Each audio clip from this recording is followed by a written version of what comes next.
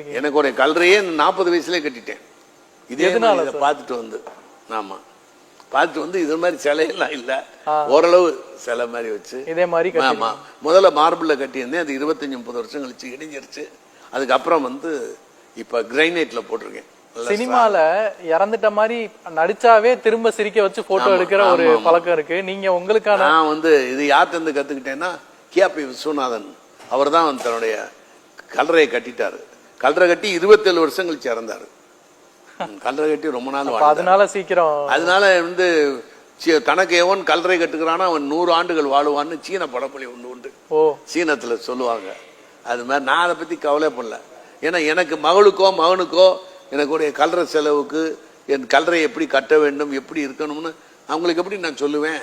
இப்பயே நான் வசனத்தையெல்லாம் எழுதி போட்டேன். பைபிள் வசனம் அது இது எல்லாத்தையும் எழுதி போட்டு கல்லறையெல்லாம் கட்டி நானே பார்க்குறேன் என் கல்லறைய.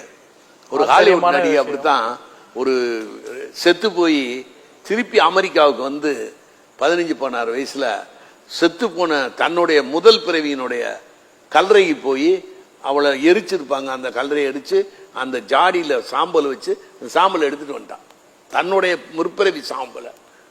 ஆமா அது வந்து ஹாலிவுட்ல ஒரு பெரிய பிரஸ் ரிப்போர்ட்லாம் வச்சு வெரிஃபை பண்ணி எல்லா டெஸ்டும் எடுத்து தான் கன்ஃபார்ம் பண்றா போன பிறவி அப்படின்னு சொல்லி.